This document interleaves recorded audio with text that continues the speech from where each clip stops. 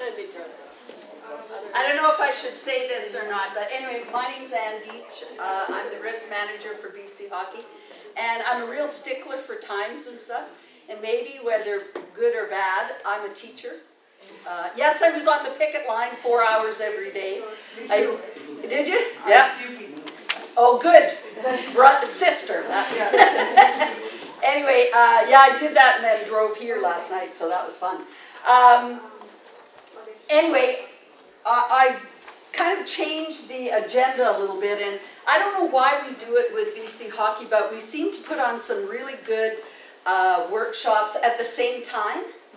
And so what Todd Jackson and I did is he's next door right now, and then he's going to come here. So I shrunk my presentation down to an hour, and then Todd's going to come in and talk to you about insurance, which is a big thing.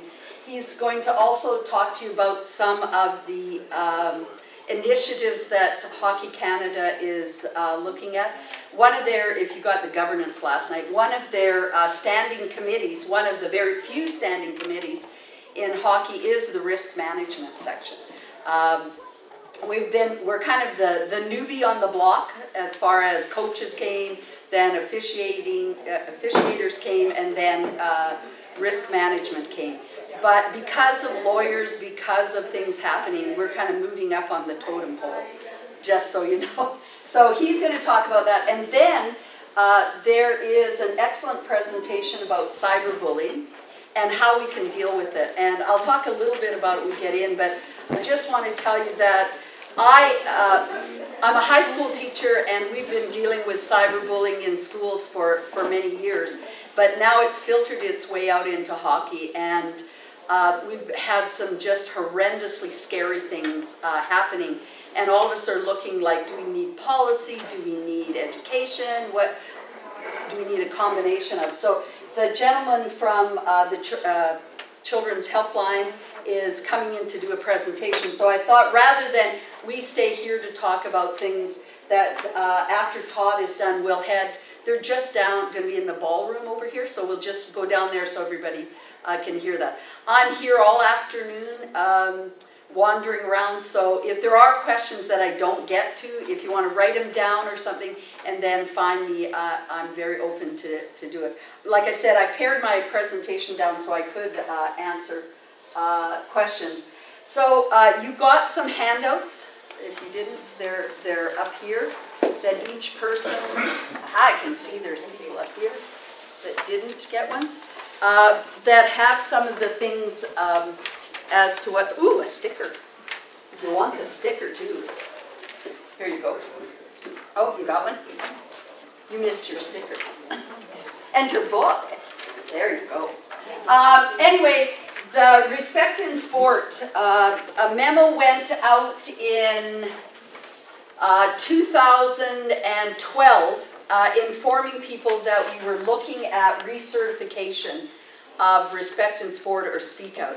And I have to be honest, I was the one driving it. And the reason that I was is I used to be a Speak Out conductor. That's how I sort of got involved in this.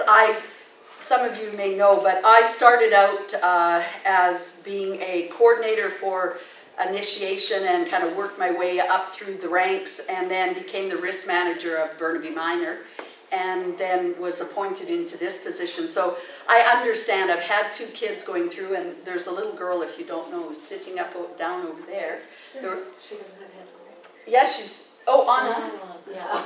Anna, Dee. Can you put the headphones back on, please? Well, then you're going to have to go sit at the back. Well, we'll deal with that after. Grandmothers were horrible to... Anyway, she's in hockey, and so now I am back into the rinks to see what's happening. And I was really very fearful because I was seeing things that in a clinic we could go and we could say, those things aren't allowed, those things aren't allowed.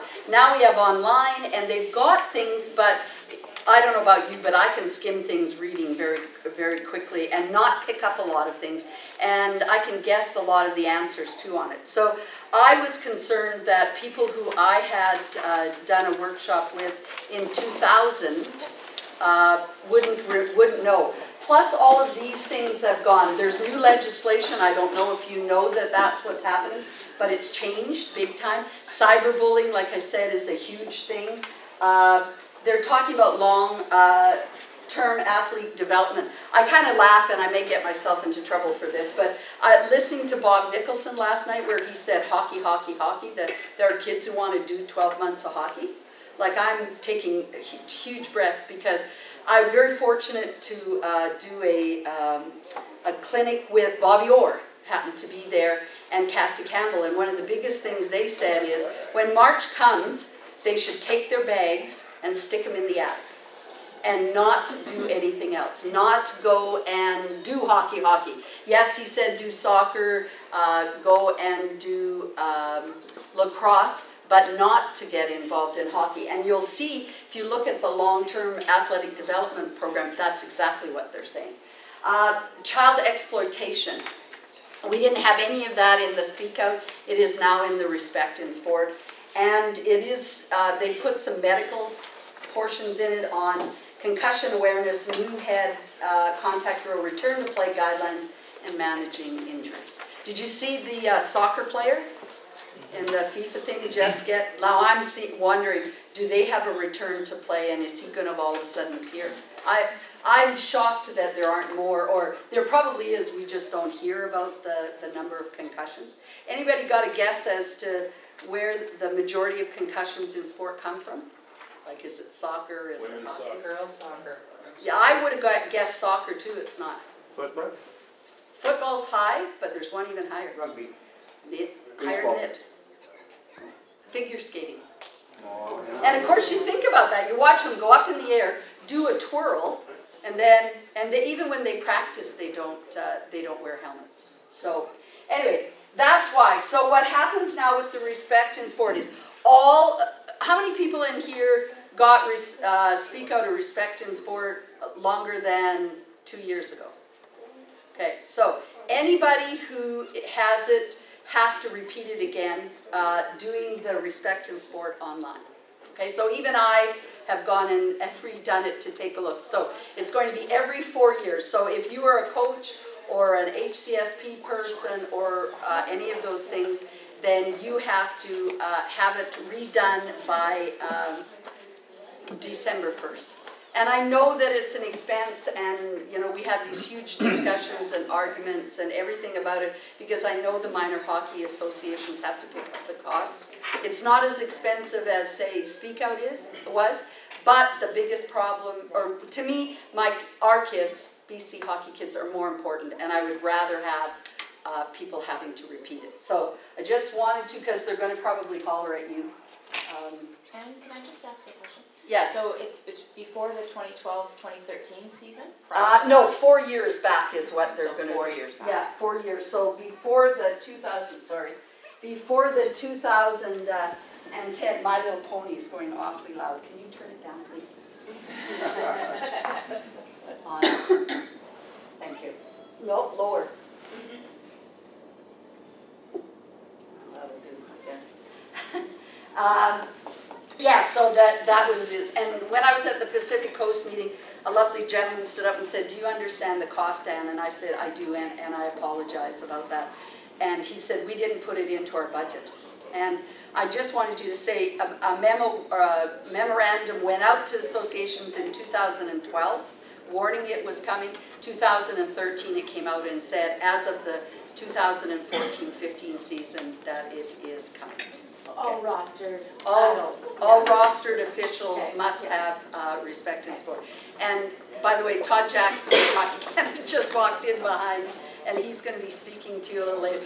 I don't want you guys yelling at him, because I even had my coach coordinator go, "Well, I'm going to talk to Todd about why we have to repeat Respect in Sport." It has nothing to do with Hockey Canada. It's us in BC that is. And like I said, if you want to throw things, you can throw them at me, because I've been pushing it for about 5 years. So, the other bulletin, yes. Shouldn't all parents in the locker room also have for little guys? That's what we're doing in our association. Anybody in novice initiation has to take Speak Out if they want to be in the change room getting their kids dressed. Okay, that is where we had a big thing, and that's good good segue into locker room policy.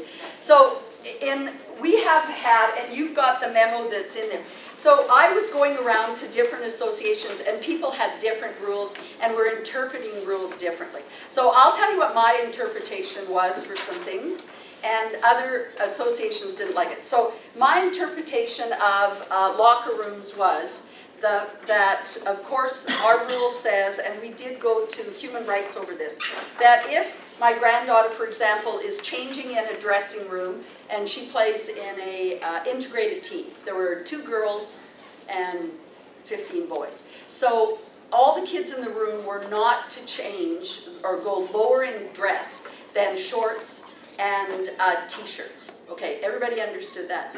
Then the problem we had was we had parents, females mostly, who were in dressing rooms of and peewee and bantam players, and because they were all males, they were changing to nothing and jumping in showers. Well, my interpretation is if there are females in a dressing room that with all males, that the boys can't go less than t-shirts and shorts, and that they should have, that you were right, that everybody should have respect in sport.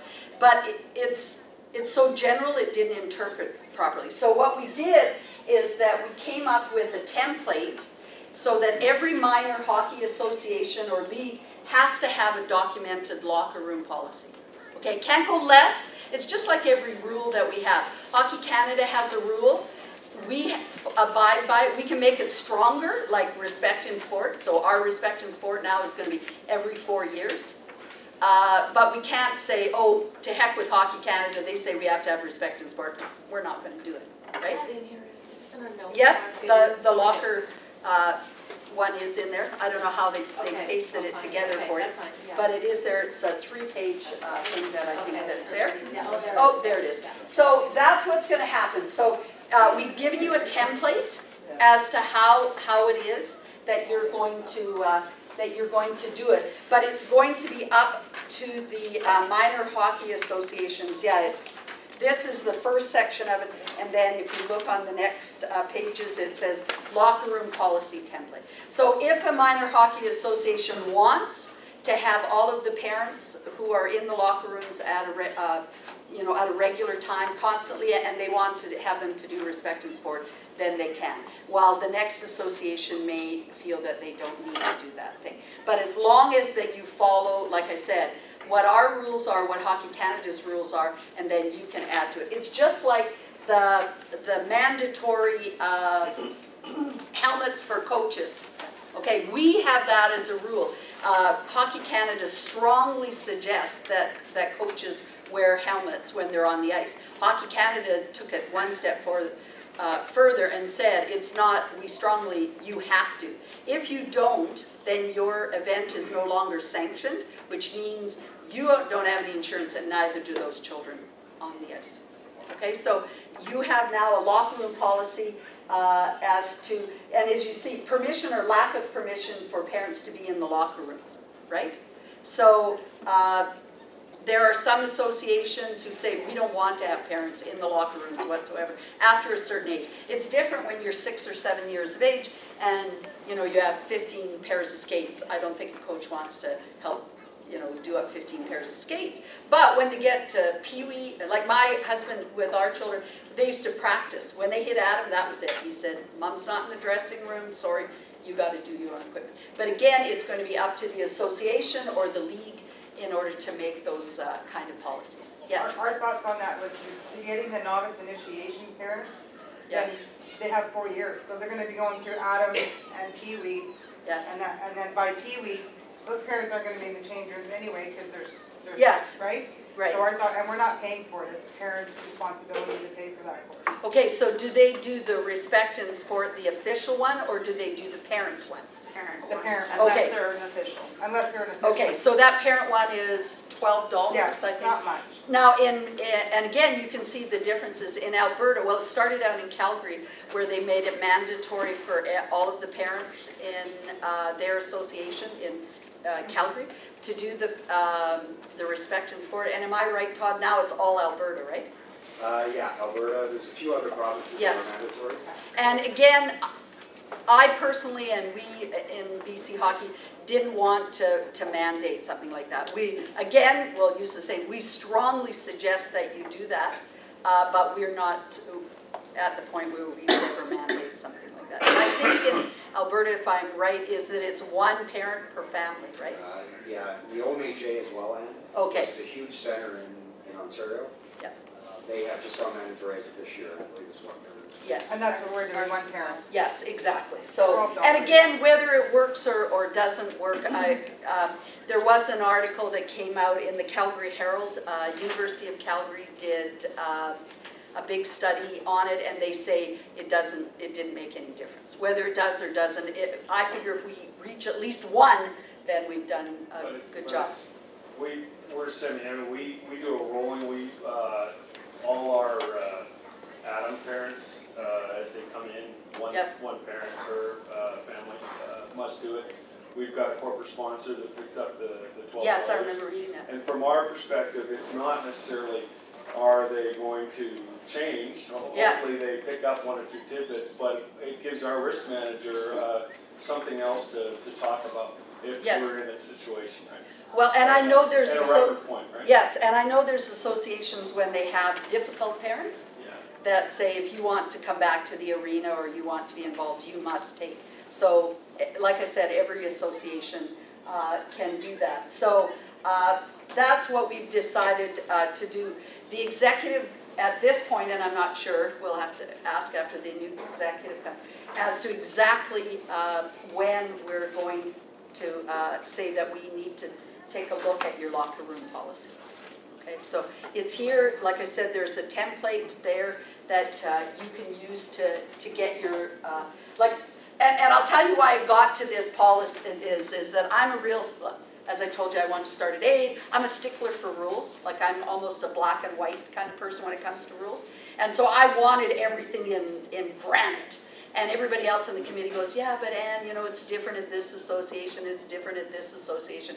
And so finally, we all agreed, and I said, okay, so we'll have a template with the minimum standard. And then, like I was mentioning about the helmets, there are associations in this province now who make it mandatory for coaches to wear helmets on the bench during games. And I understand because we've had coaches who've received concussions in an association near where I live. A coach several years ago got, talking to his players, which is good during a game, but a puck came off, smashed him in the face, and broke his cheekbone, huge dental work, etc. And it was fortunate he had here and not up here. So again, we have minimum standards, so our coaches have to wear. But if you, as an association or a district, want to make it higher, then good for you to do that. Yes. My understanding is most associations cover the cost of the official respecting sport. Yes. For provinces or associations that are also including the parent one. Yes. Are associations covering that cost? No, this association. What association are you?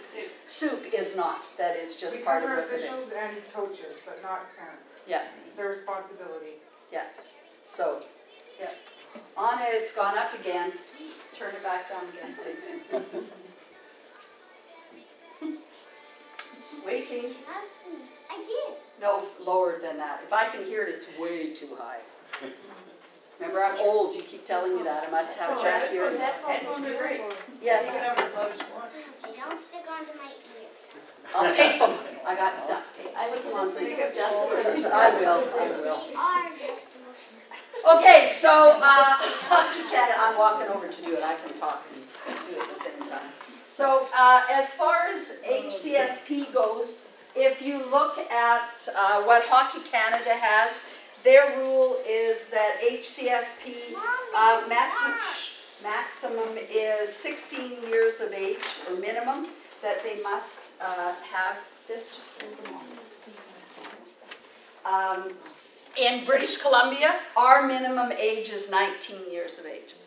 Okay, and again, do you see what I'm saying is Hockey Canada has their minimum, we raised it, and the reason we raised it is we had an incident several years ago where we had a 14-year-old coach and a 16-year-old HCSP person. 2 kids smacked in on the ice during a practice. They went down. They're young kids. There was no adults in the arena. The HCSP person went over and said, get up and go to the bench. The kid went up to the bench. When the parents came, there's blood coming out of the ears. And he had a broken neck. Okay, so how can you expect a 16-year-old to make a decision like that? So we decided we want an adult. So that's why our minimum is 19 years of age. Okay? Every team must have a certified HCSP official on their roster. Now, I'm pushing, and I'll tell you right now, and I had a lovely talk with someone, I really feel that we need to have HCSP people, we need it in the policy, that we need HCSP people, yes, on the roster, but we need them in the arena, we need them on the benches. Since I've gone back to going inside arenas, I have seen such things that my hair has gone on fire because, and so I walk around the bench or around the area and I'm wearing my grandma coat, but I walk over and I say, what did you just do? And they go, what? And then I introduce myself. Some people know who I am, others don't. They go, I get like, who the F are you, lady? And then I explain, and they go, oh, I said, you just picked a 5-year-old up off the ice after he went headfirst into the boards. And they go, yeah. And I said, and he's got spinal injury, he's got a broken neck, how do you know? Well, and I go, yeah.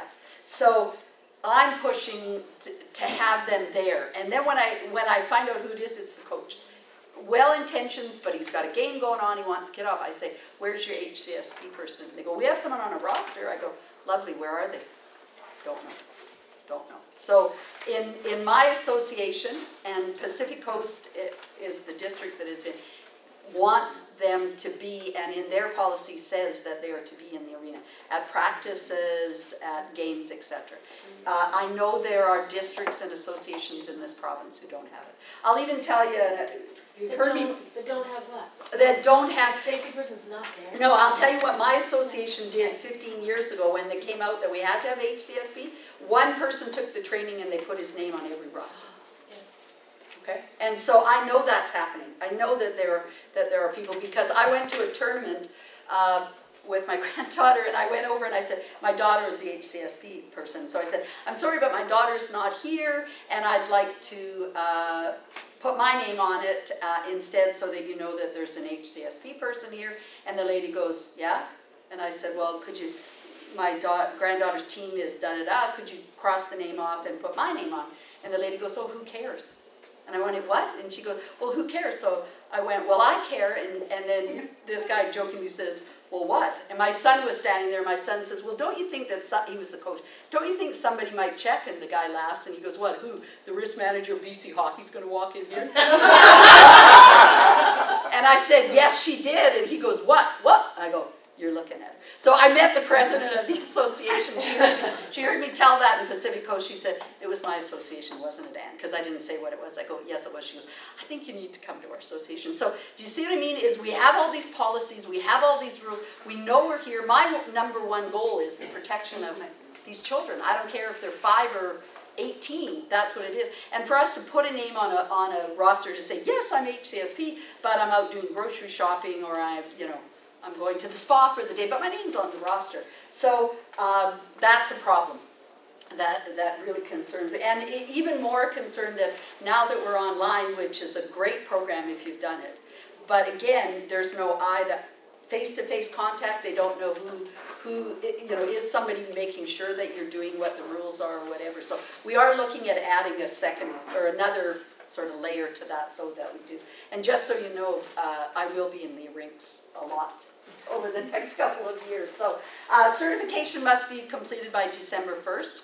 Again, I don't know whether your district does it or not. Pacific Coast, I know, I think I read in their AGM there were 15 teams that didn't go into playoffs because they didn't have an HCSP person certified. Okay. Recertification is going to be every 3 years, and again, it's the online. And it this. Used to be 7 or 9? Well, it used to be 6.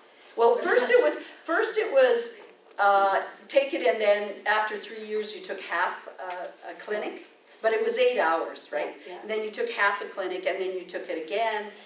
You took another thing. Then it was 6 years. Then we went to, why are we doing these half-year program? Then it went every 6 years. But this is what we've we've decided, and again, we're concerned about some of the things that are going on. We are looking at, Hockey Canada's looking at it as well, but we also are looking at a point system. So I came up with this brilliant idea that, of course, everybody's going, well, where are we going to get the money from? I'm not worried, I'm not a money person. But anyway, I came up with this idea of, we have all these amazing resources in this province. SportMed BC, we have, physiotherapists, and we have, St. John Ambulance, and just hundreds and hundreds of things. But how do I get the resources out to the province? So I said, why couldn't we put on a conference for HCSP and risk managers, bring them all into one spot? But how do we reward you people for coming to do that? Well, you would earn points. So we would, I'll just take a guess. Say you have to earn, over these 3 years, 20 points. So in those 3 years, if you earn 20 points, maybe by, taking a first aid course, going and seeing something like, I went to, Ken Dryden did a thing in Vancouver on concussions and the effects of concussions. So, okay, I'll earn some points there, I'll go to this concert, earn points. And if I earn those 20 points in those 3 years, I don't have to redo my HCSP for another 3 years. Okay, we make a cutoff limit as to you'd have to take it every 6 years or whatever it is. But that's what we're looking at as far as, and again, we want you to, because it's easy to sit, or hard to sit at a computer and do these things, but I know there's lots of questions. I talked to the lovely lady from Fort St. John, and she said, I took the program in, but I got all these questions, I've got all these questions. And I'm very open to, and I'll give you my card and my email, to answer your questions, but sometimes you want to, wanted answered, and you don't even know what the question is until you're in a room of people, and then somebody says something, and all of a sudden an idea sparks. And now I got a question about this. So we're looking at that because of the HCSP going on to the platform online. Recertification every 3 years starting Now. So now. Yes. Yeah, so my daughter took it last year, so now she'll have to take it in another 2 years. Okay, because mine's 4 years old, so. Yes, so now you're going to have to take it. Yeah. So Anne, right now BC Hockey is silent on whether HCSP people need to be on the bench. Or Yes, they are silent. And yes, and again, from my point of view, they do. I have been working diligently for the last few years, and the coach committee agrees with me. So now the next step is to take it to the executive and say that we want. And you can understand why they're a little concerned is, and again, some associations have one coach and one assistant coach, so we're okay. So we got 15 kids on the bench and we have 2. But there are, I'll take my granddaughter's H2 team, okay? Initiation would be for other associations. So H2 team, there were 15 6-year-olds on the bench, 5 coaches, and now we're going to put an HCSP person on it. Okay, so that's where it is. So finally I said to my son, what do you want? I would like us to be on the bench. And he goes, well, yes, then it is. So then he went to one of the coaches and said, we'll rotate per game, but I want that HCSP person on it. Now he's a brand new coach, so I can mold him. And so when a kid went down, he wasn't like, even though my husband understands, when he's coaching, the minute a player goes down, I watch the gate begin, and he goes to step, and then he turns, and he looks, and he steps back in, and then lets the HCSP. But it's a really slow process to get people to understand it. Especially if you're old school. Especially if you're old school. Like you do not need to come on campus. Yeah. Just go do your job with the safety forms and. Yeah, exactly, and sit up in the stand. But coaches can dual certify. Yes, they can do it. We really don't recommend dual certification. Now, in Ontario, one of the branches has where they do HCSP, but they're not allowed to be the HCSP. And the reason they want it is so they have some kind of understanding as to what it is. But honestly, if you have 15 players on a team, why would the coach have to do all of the jobs that they do? And I know from I come from a teeny weeny little town, and I understand that there's one person who ends up doing many, many jobs. But HCSP, now that it's online, is very easy for people to do. And I think it shouldn't be the coach. I mean, I look at what my husband does as a coach, and I go, to add this to him is too much. So, yes. back in Ontario, part of the reason for having a coach having HTSP, or trainer certification as we call it, Yeah, is that from time to time, the trainer, safety person cannot be there. yes, Generally at a practice, but then the coach is certified enough to Yes. look after things. Now, if you look at HCSP, we have people, associations in this province that mandatory 3 per team. Okay, so that you can spell it off. So I'll be at this practice, you go to this game, I'll be at this. Oh, my child is sick, I can't make that. So they have said, we want 3. And then that solves the problem. We push for 6. Yeah, see, and there you go. Yeah. So again, it's up to the associations, and I know some of them are having hard time. Everywhere in the world now, it's hard to get volunteers, right? Everybody, yeah, is having that. Yes? Last couple of years, we've tried to provide first aid course for safety people. Yes. This is not all always, you know, it's risk management, not Yes. just that part. But there was an interpretation discussed with our executive that it has to be the safety person, be the first person to go on the ice.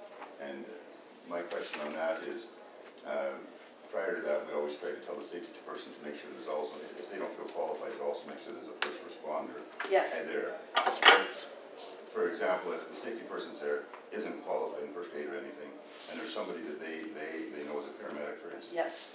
It doesn't make sense to me that the safety person goes out if they know there's somebody they can send out that is more qualified. Yes, you could do that.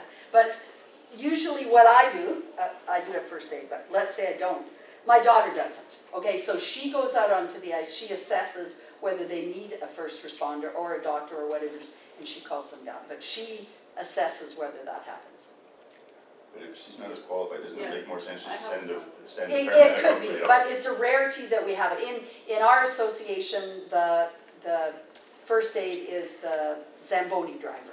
And so if there is a need. But that's the way, if you look at the HCSP, even on the online one, that's what it says. They assess and if they need to do it. But my first question is why isn't that person the HCSP? Well, we have doctors that don't really want to take the course. Yes. And, I know, I they get just those. kind of balk it, you know, and Yeah.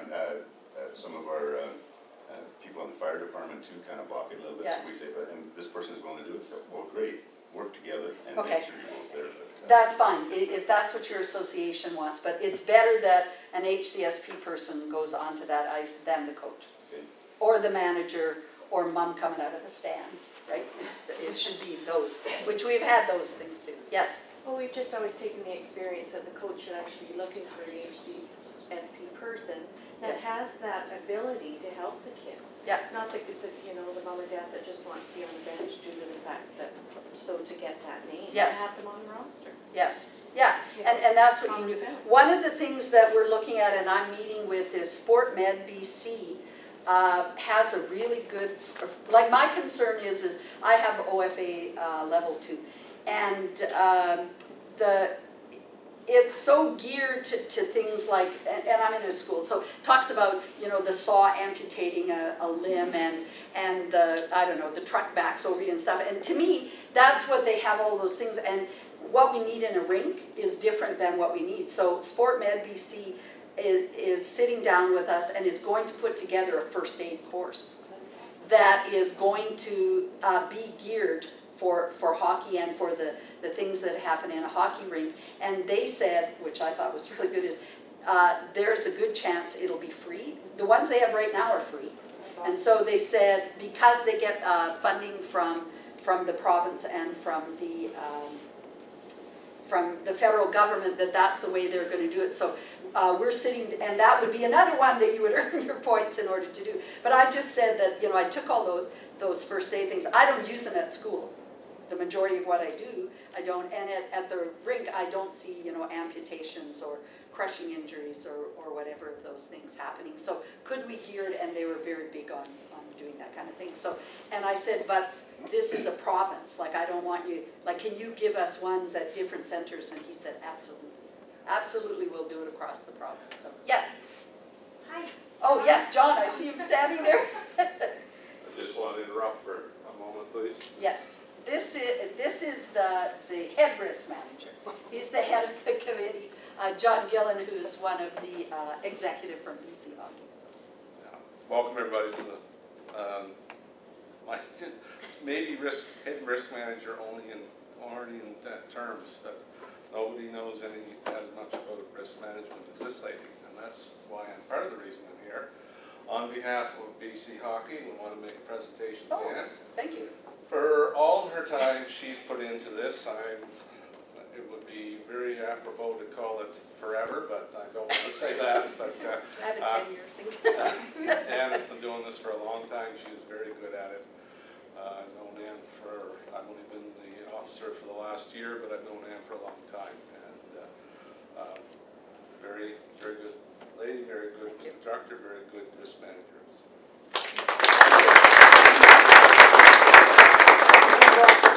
Go off here, get out of your hair. Thank you. Okay, thank you. We have this, and I've shown it before, and you have a copy in yours.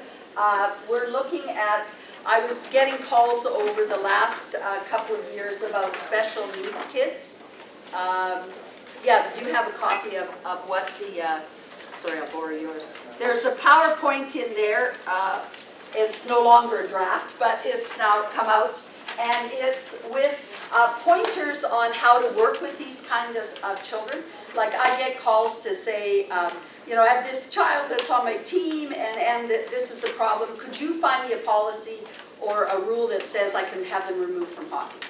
Now I'm a special ed teacher, and again, up goes the hair and up goes the back, and I'm going, oh no. So I sat down and said, this isn't going to go. And again, I dragged my husband in, who's a coach, and have come up with this PowerPoint that gives all the things. If you have a child like this, these are the things that you might see. This is how they communicate, etc., etc.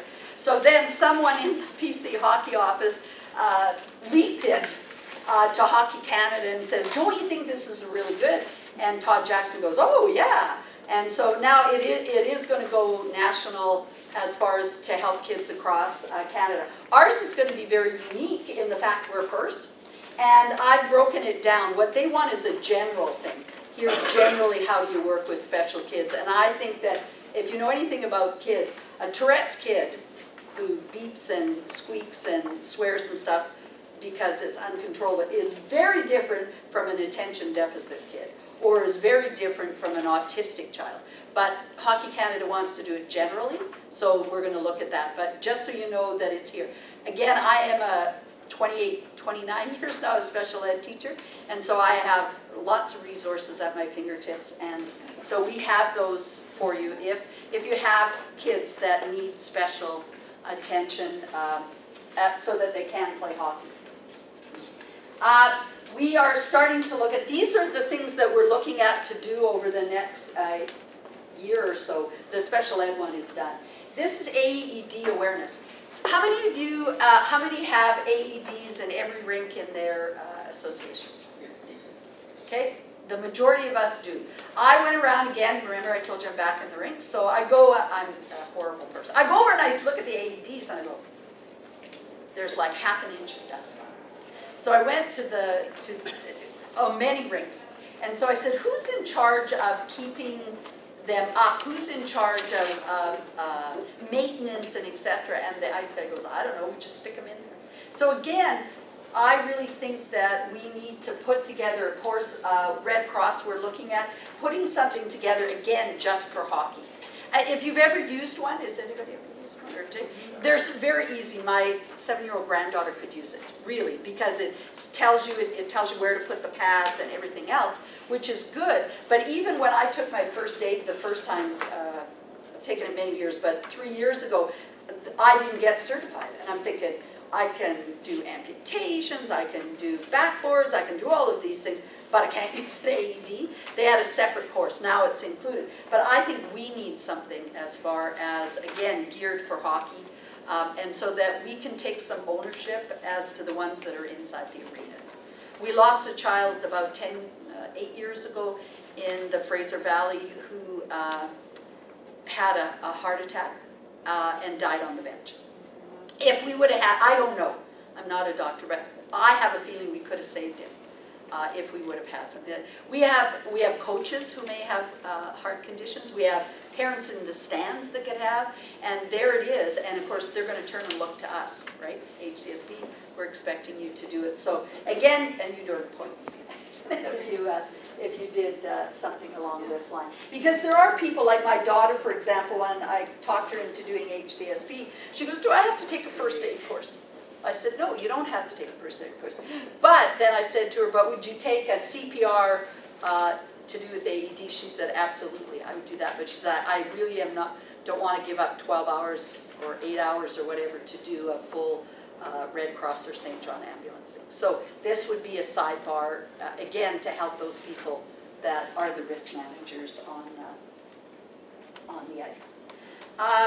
We're looking at missing persons protocols. If people were here last year, they would have heard my story. But I'll just tell you it and why. I have a draft copy which you have in. Please, any of the ones that are draft, honestly, I love constructive criticism. I don't even mind criticism. If you look at it and you see things that you think would help me with it, you've got a copy of the draft that help. So basically what happens is we were at 6 Rinks, which is in Richmond. If you know where 6 Rinks is, it's very close to Highway 99, you get on it. I could be at that rink and over the border, if there wasn't a huge border lineup, within less than half an hour. So here we have the 6 Rinks. We have 12 exits and entrances into it. There's the rinks, there's a corridor, and then you go across the hall and you go into the dressing rooms. So my granddaughter was in a banner game. First time they ever had a game, they're H1s. First time they ever in a big rink like that, excitement, etc. They're going off the ice, through the corridor, hundreds of people everywhere, into the dressing room, and a little child goes missing. Okay? 40 minutes it took to locate her. There was no protocols. There was no announcement until all of a sudden I hear an announcement. And what would a 5-year-old know? Anna Deitch, could you come to the main desk? She's 5 years old. Luckily, her grandmother had her in her arms as that announcement was. So I was terrified. I went and I met Sheldon Kennedy. He's the one who did the Speak Out, and he works with missing children in United States. And he did a big congressional report, and he happened to be at a hockey thing, and I went over and introduced myself and asked him if Hockey Canada had a missing child protocol. And he goes, no, we don't. So I told him the story, and he goes, oh my God, Anne. So then I thought, okay, now we're going to do one for British Columbia.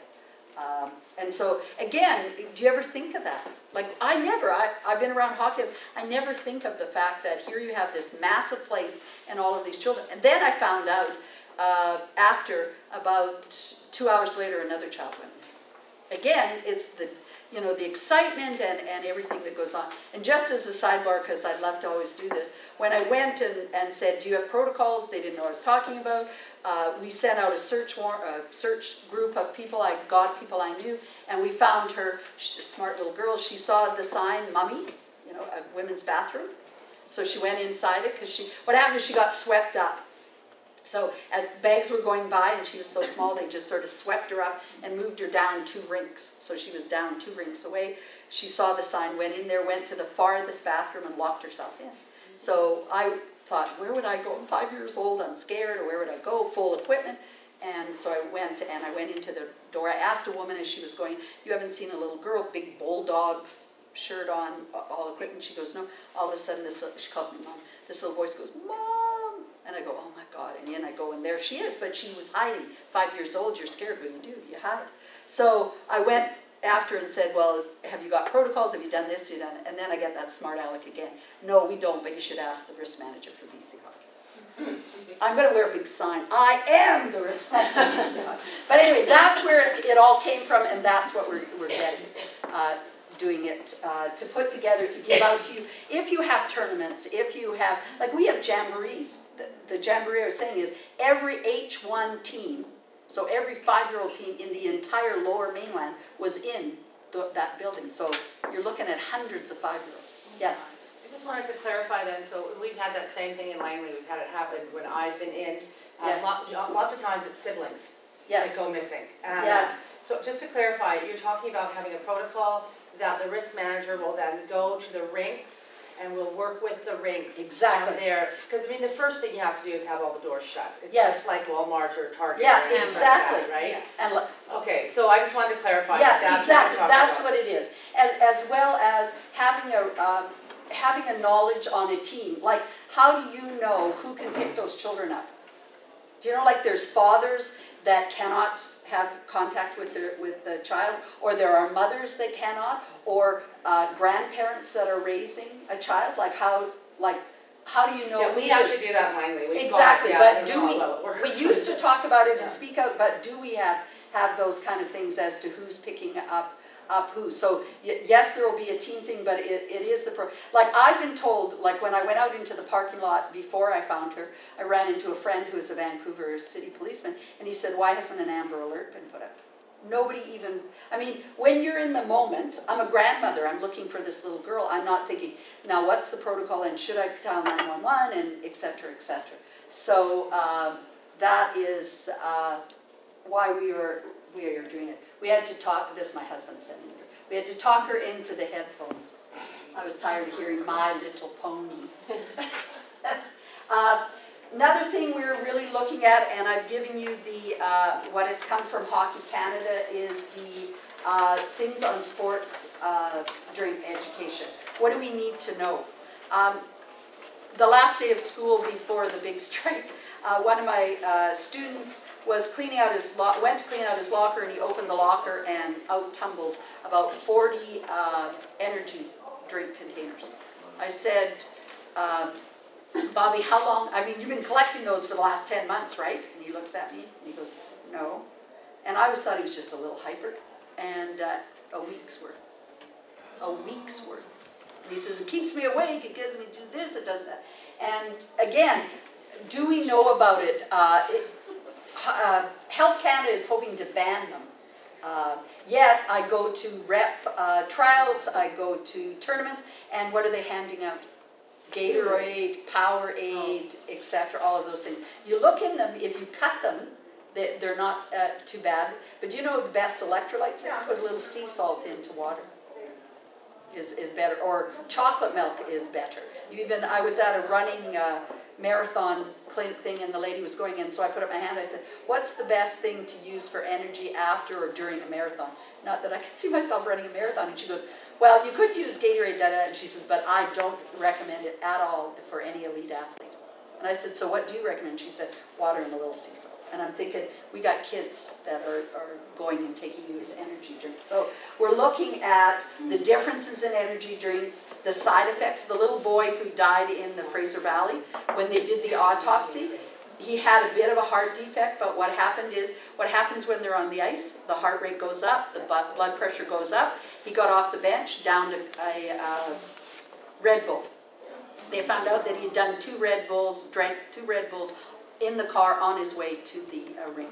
So now we got another, the heart couldn't handle it. And of course, hockey is a great sport, but what do? We push the heart, then we sit. Then we push the heart, the blood cools down, then it cools up, and etc. So we're really looking at the marketing aspect. We're working with the facilities managers, because the minute that the kids get off the rink, they go into the hallway, what do they see? The big machines with Gatorade, Powerade, whatever, energy drinks, Monster, there, and all the chocolate bars. And what do they want? That's what I want. Go into a school now, what do you see? No pop, no chocolate bars, etc. And I'll admit, I was one of the first ones. I said, you guys are nuts, because these teenagers are not going to stand for this. They're going to go and fill their lockers with chocolate bars and pop, or they're going to run across, my school's near Gallardi, they're going to run across Gallardi to Mac stores, and they're going to buy all that. I was wrong. They're more educated than we are in lots of ways. Those machines are filled constantly, and they've got almond milk and soy milk and water and juices and granola bars and everything, and they're filling them all the time. So I asked the kids, well, so where's the chocolate bars? And they laugh, and they said, do you know the only people who have Slurpees and chocolate bars? Who do you think it is? That's it. I tell you, and I have on some Fridays, like, a dime for a chocolate bar, and they all laugh. They go, here's the granola. I go, no, I'm heading for Max. But they themselves are amazing. They can do it. But it's their parents, right, that we have to educate. So we're, again, that's one of the things we're working on right now is educating this. Equipment checks. Again, you've got a copy of the equipment checks. I have personally a real big problem. I got into quite a discussion with several parents by the nubs on the end of the sticks. Yes. Okay, the only place that we check that is where?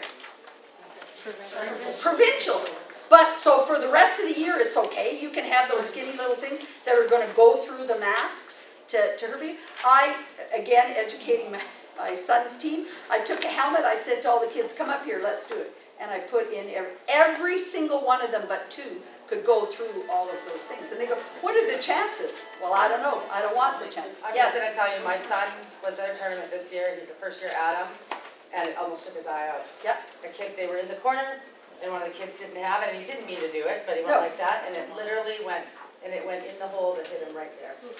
And I've asked the manufacturers why they don't change. Like, why don't we go for the triangular cap ones, like the, if you've ever seen Ringette.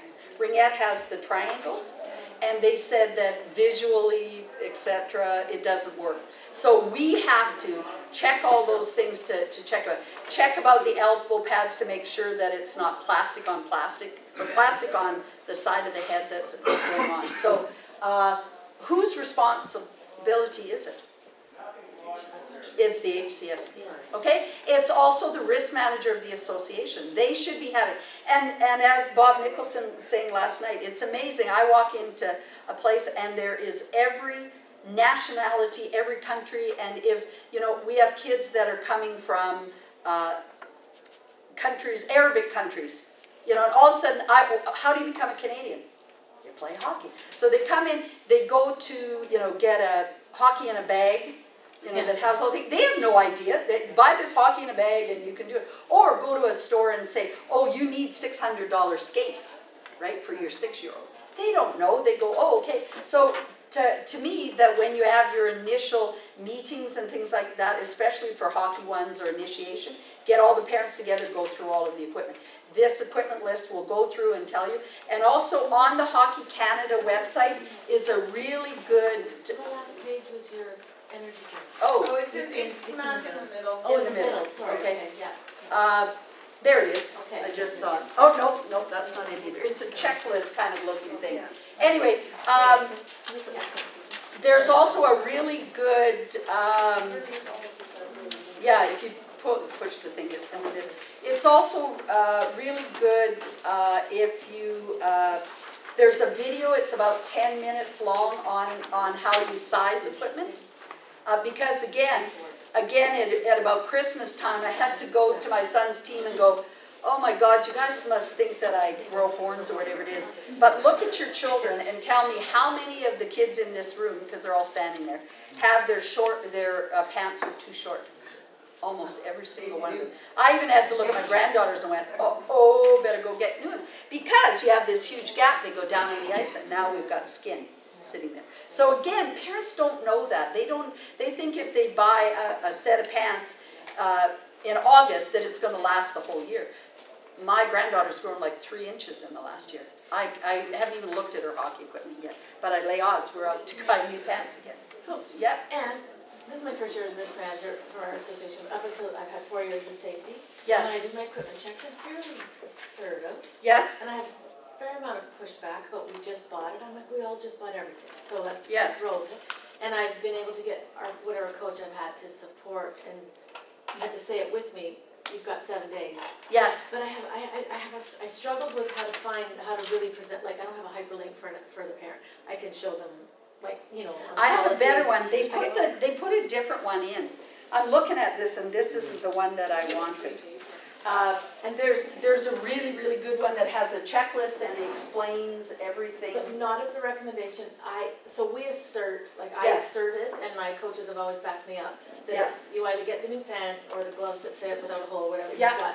Well, gloves with holes, I give them no days. But certain things I'll give them, like a short pants, I'll give you 7 days. So I'm incredibly assertive, but I get a lot of pushback. And I did want to leave today with a bit Yeah. more, Well, my thing Something. is that insurance-wise, if they have insurance companies are good, but they'll push back as far as if their equipment is not up to standards, they may not cover them. So to me, I had a parent push back too and say, well, I'm in for all this. I said, well, I'm telling you right now, if your kid gets injured and the insurance company, there it is. Do I have it?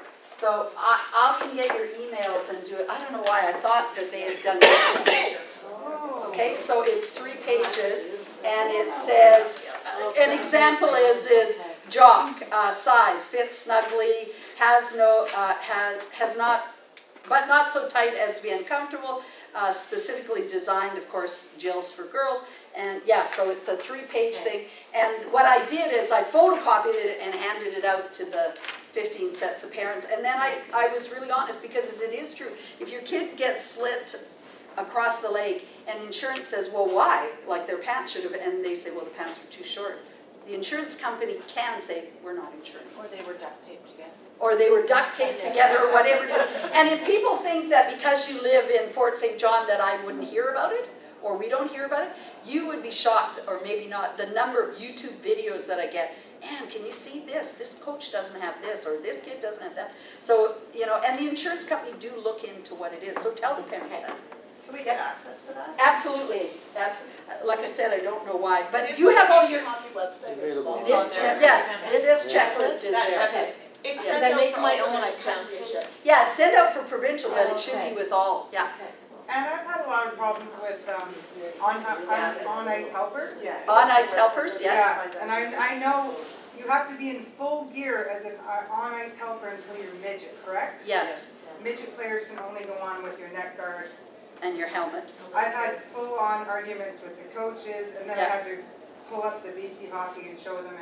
And it still comes back? Well, I still go to the rink, and I'm like, what are you doing on the ice? You need your gear on. Yeah, I go on the ice and see this guy every week without his helmet on. He sees me coming through the door, and he goes to his bag and goes like this. So I went to the association and says, this is garbage, we have to do something. And I've had coaches too, and I'm like, if you're on the ice with no helmet, none of these kids are covered for insurance. Yes, that's right. So again, the only way is your association should be, you log it, say, I told this coach, da-da-da, and it goes to them. Us to do it. It's, what is that? Cover your own butt? Yeah. Yeah. Sorry, that's a question that I meant to bring is along the same topic. Someone in my association asked me, actually, a registrar, why is it that they have to wear their helmets at practice? Yes. However, when they're celebrating at the end of a win, they can go on the ice. They can't. They cannot be on the ice without their helmets on. And just to tell you that it took a long time to get that through, and in 1 week, 2 coaches in Alberta, one that was hit from behind by kids. You know how kids, little tiny kids go to stop and you're an immovable object, they think? They went, shh. He went over backwards, hit, and we have brain matter on the ice with little kids watching. They took him off of life support a couple of days later. Same week in Alberta, a coach was doing something. A kid hit the puck, it went off the boards, picked up speed, and hit him, and he went down. Now, he's alive, but he's brain damaged. Well, so explain to me then, so we were talking earlier about whether they need to wear helmets on the bench. So a coach is on the bench without a helmet because we're allowing it. Yes. And then the kids win the game. Then they have to put their helmet on. Is that what BC Hockey is saying? Okay, Yes. That was asked of me. Yes. And what about being on with shoes, like not on skates? Well, see, that's the problem we have too, is that I still have, like people say that, and you run out onto the ice. I said, have you ever seen what's on the bottom of my feet? That if I'm the HTSP person, the first thing they're yak tracks, whatever it is, I put them on my shoes, and then I go. And again, when my husband goes to go, I look at him, I said, who's better to go out onto that ice, you or me? And so but the coaches don't have yak tracks on when they go out to celebrate. Yeah, so and how is insurance? Well, again, we haven't had an accident yet to push to find out whether it is or not. Yeah, even in the handshakes, right? They don't have that on. So is it policy that they? No, we don't have it as that yet. Yeah, because before the games, they go out for warm-up, like I'm talking little, like our little one, right? Yes. Initiation novice. Then they should have their helmets on. And they don't, say yes before the game, right? What? Yeah. Yeah, they should have their helmets on. And what about the photos? Okay, in photos, we don't have that, but every association that I've been at, they realize it, and now they do the photos off the ice. Which is what we do, but I mean, you go out into the foyer I know. and look at all the photos, and everybody's like, why can't we do ours on the ice? Yeah. Because our association has a policy that And my association that I have as well has. Do you see though, if we put in rules for every single little piece, you guys would be screaming at me going, and stop all these rules. So again, you're gonna have to go by your association. But isn't it sort of common sense? To me it is, you know. Yes? Actually, just a point of clarification, because at our kind of our year-end wrap-up, like our hockey day in Chilliwack, Yes. We often play O Canada, and there seems to be a lot of misconception about whether the players can remove their helmets for the singing of O Canada. So, could you clarify that? Well, again, we haven't had a kid fall, but I'm telling you, if they fall and crack their head or whatever it is, no insurance. Oh, thank you. My computer tells me time. I'm over time already, I haven't gotten through. So yes, so again, it's just like everything that we do is. Because Hockey Canada seems to, their rule book says that it can be removed for the singing of O Canada, but yes. then our individual governing bodies seem to have alternative rules. Yes, well, and again, we can be tougher than they are. And you know, you could ask Todd when he comes in, will they insure us if we do? Because again, that's how we ever find out about it. Yes? I think you've answered this, but I just want to double check. When a coach goes on the ice for a handshake after a game. We don't have a rule they have to have a helmet. Well, in that case, okay. Yeah, we don't. But if they're going out on the ice at a warm-up at the beginning, like with the little guys, then they have to have a helmet on. So, okay, quickly I'll go through this. LGBTQS, so that's lesbian, gay, bisexual, transgender questioning. And I've been mentioning this for the last couple of years, and everybody laughs at me and everything. I brought this up because we need to come up with some policy as to how we're going to handle it. And I put these three in to tell you that. So, skating with Canucks, we had a child that was born a female is living as a male. And the policies that come out of IIHF and everything is once they have done the surgery, then they are classified as the other gender, right? But these are children, they're not going to go through that. So it almost tore an association apart because do we allow this biologically female to be in a dressing room with all males, etc. And we had a thing. And then there he was. He didn't want to tell his friends, but there he was skating with the Canucks and informing everybody he's transgender. So again, do we have policy about that? A child in Alberta, it was on the news 2 days ago, got his birth certificate changed. Biologically born a female, biologically still a female. Oh, Todd comes in just as the good one. We're talking about the transgender thing. I don't know if you heard about the thing in Alberta. So now we have a biologically born female now has a birth certificate that says they're male. We had in Vancouver, school district, 2 board members have been removed from the board because they didn't want to vote for neutral bathrooms. So neutral bathrooms mean my husband and I could go into the same bathroom and use different stalls and wash our hands together. Okay? They have passed that. And my thing is that it's going on, it's happening. Things are beginning to move. We need to get in there and come up with some kind of policy as to how we are going to handle what's coming down. Now, are we going to, what are we going to do about this? And so 2 years ago when I brought it up, Todd was there too, one of the guys from Newfoundland says, oh, and Lotus Eater, it's only happening in British Columbia. That doesn't happen in the rest of the country. So now I'm saying it is beginning to happen, and I would rather us have some kind of direction or policy or what it is that we do before we have to deal with the things that are happening. Okay, so that's my plug as to what, and like I said, these 3 things happen very quickly. And can I just add there too? Yeah. It's a very challenging area. CCS is, I know they're working on Canadian Center for Ethics in Sport. Yep. There are some other major organizations that are working on it as well. So I think we're going to see some best practice. It's taken some time. Exactly. It's very, very challenging. Yeah, and I just want you to be aware that these things are beginning to come down. And when I did this workshop last year, I had two ladies come up and talk to me and tell me, Anne, we got to get things going because both of them had 5-year-old children in hockey that were both transgender. And they say, we don't want our children to lose out of hockey, and we want to be able to be with the rest of the kids and do all of these things. So again, I'm just bringing it up to you that things are beginning to happen, but we really have to be very sensitive as to what's happening in the things. Team meetings, you have also in your package something on team meetings, and this is the sheet I just wanted to mention to you about. Mine has red on it. It's talking to the coaches because we've already been talking about, like, should an HCSP person be on the bench, who's responsible for what, and this sheet goes through all of the tasks that I can see done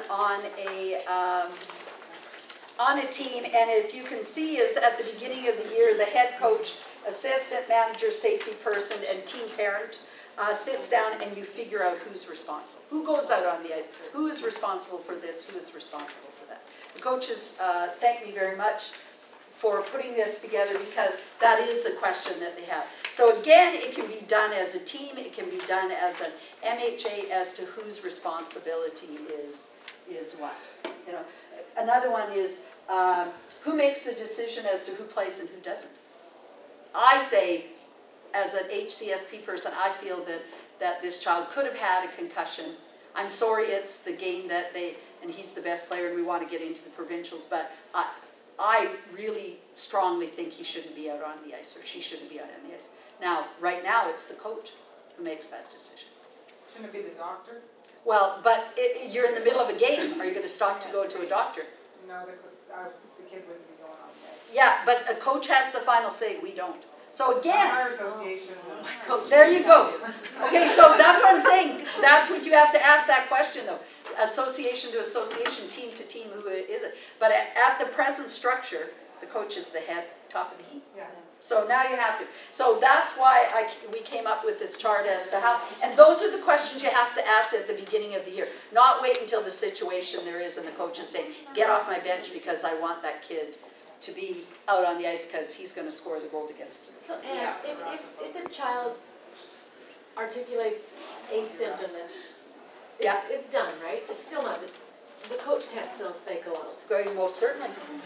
Because I'm on an advisory board, BC brain injuries, and I've asked the specific question to the big experts and even to Mark Aubrey, who's with Hockey Canada. What is there proof that a person has a concussion? There isn't any. No. Like you can't even take a brain scan, you can't take a blood test or whatever it is. So again, in the heat of the moment, you're in the middle of a game or whatever it is.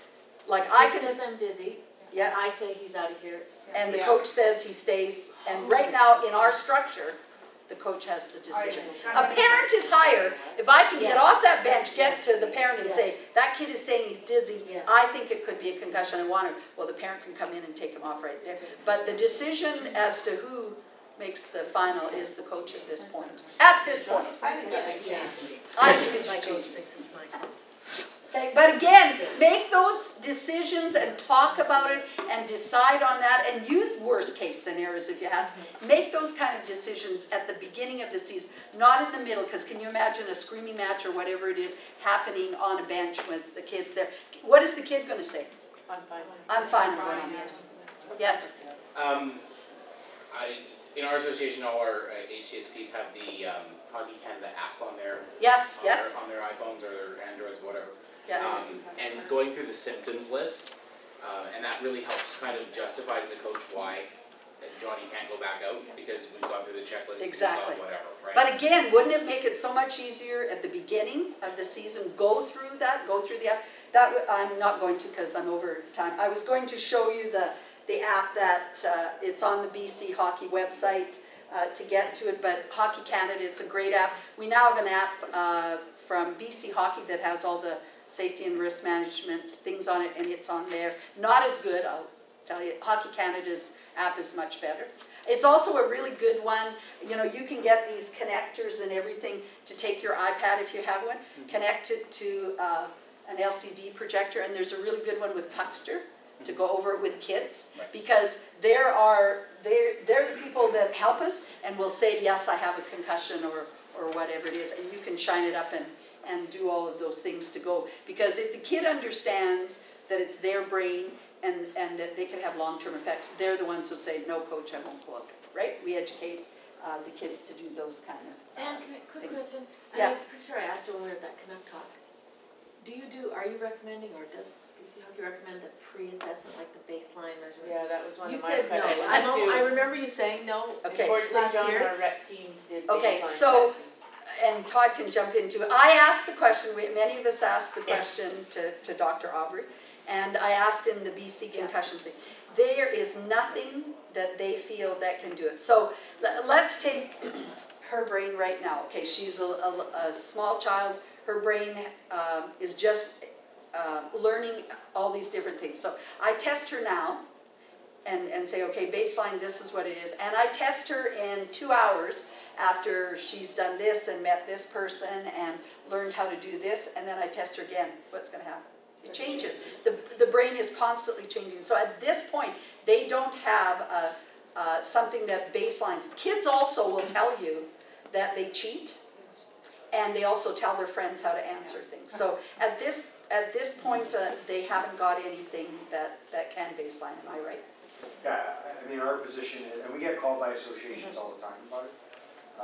We don't put out a position, we put out information. And the key is, if you're going to do it, make sure you get informed, talk to the experts in the medical community, because there are, up to a certain age, it's not valid, because, or I shouldn't say it's not valid, the reading is valid, but the child's brain changes so quickly that the post-baseline, it has to be done every couple of months in order for it. They'd all be off the ice because they said that it's changed So, baseline. yeah. So, and the other thing is that please make sure it's not used as return to play. So just because baseline is back to normal does not mean that child is ready to go back. There's an 8-step or a 6-step process that's identified. They still have to go through that 6-step process. Yeah. So just be very cautious. And I don't mean to put people down, but when things came, like when the concussion things came, there were entrepreneurs in marketing that came out with tons of things, and you have to be so careful. I mean, they had the lights and the sensors in the chin, and they had all of these things, and so really it was a really big marketing entrepreneurial thing that goes on. So you really have to be very careful as to what it is. And like Todd says, same with us. We'll give you the information, but we will not recommend any. And all those big neurologists and everything in the room, none of them could, they all go, no, we're backing away from any of that, because there is no medical proof that any of it's good. Did they give you any feedback as to mouth guards reducing the likelihood of a concussion? Again, asking the question, the same thing, Dr. Aubrey has said this to me about 3 times already, but he says, and we don't have any testing to prove that. So if you want to bring me 10 little kids from BC, we'll put 5 of them mouth guards and 5 not, and then we'll bang them around or shake them all the same, and then we'll do the study, and then we can tell. I mean, how do you know whether it is? We know that it protects your teeth, but we're not sure. And I'll give a personal example as to why I kind of stay away from it. In lacrosse, it's mandatory. Had a son who was hit really hard, like a 300-pounder, just nailed him. Ended up going to the hospital and had to get a shunt put in to get the liquid out of his brain. And the neurosurgeon came out and tore my face off because I had a mouth guard in the kid. And I said, it's mandatory, that's what lacrosse says. He goes, God gave you a jaw hinge to move side to side to reduce the shock, and now you have slammed it into, and I'm like, okay. So you can go, and I bet you I could find you 10 yes, 10 no's, and 10 maybes. But at this point, there isn't any clinical proof that it does nor does not do it. But I'll tell you, it protects you. Saves your teeth. Saves your teeth. For sure it does that. Okay, so governance, you've heard all about this. I don't know how the vote is going to go down. At present, the committee is representatives from each of the districts, and the new governance is going to look at experts rather than across the province. And my question through the whole thing is, how do I keep knowledge as to what's happening across the province if I don't have anybody telling me that? Exactly. So my thing is, that's the big question as to what, I just wanted you guys to think about it and see if you can figure out a way. I'm not going to go through these because I'm over and Todd's going to do it, but just so you know that BC Hockey website, bchockey.net, has got a lot of good things. We have an app for BC Hockey, and there is a section on safety and risk management. Every time I get new things, it's going to plunk in through there. It goes on an Android or an iPad. The Hockey Canada website has a safety section, which I use all the time. I'm probably a frequent flyer in that section. And a lot of really, really good things to sit. And they also have the concussion app that used to have Sidney Crosby. Does it still? Yes. You see Sidney's cute face going across all the time. Again, I've used it myself in a rink to find out something. I didn't want to scramble through my bag looking for the card. I just, had my mini there and I clicked on it to look at the symptoms as to what it is. And it's also good if you don't have the paper copy of the return to play to explain to parents as to how it's doing it. The other thing, and I can put it up on the website, Parachute, which used to be called Think First, has a new concussion program. It's about an hour with information. It's quite medical and things, but it's for parents, coaches to look at. It's free, and it's on the Parachute website that you might want to look. I just got it the other day, so I went through it and looked at it. And then this is all the things that, and we've been answering questions the whole time. So again, I'm going to let Todd talk. We are going to, like I said, I'm around for the whole, for the rest of the weekend, and so you can find me. And I don't know what shin pads under the tongue, over the tongue. Is that moving forward policy? Well, there's a question. Do they have we always have the question about shin pads behind the tongue or in front of the tongue. Is it policy? It's still highly recommended. Now you're testing me. Well, I think it's in. It's and it's in our guide, it's in. So they put a big X on the tongue out, yes. but it's not a policy. It's in. No, it's not a policy. It's a recommended wearing. Okay. Strongly recommended. Okay, so that's the. And again, can you imagine if we gave all these and Todd went and put mandatory for everything? We'd have a book this big trying to do it. But again, you just take to the logic. If I hit a puck and it hits my shin pad that's this thick, how's it going to do? But if my shin pad is on the outside, now I've got the tongue in the shin pad and a puck hits. I mean, logic tells me my kid's ankle is better protected. The shin pad is. And again, you start teaching them at 5 years of age.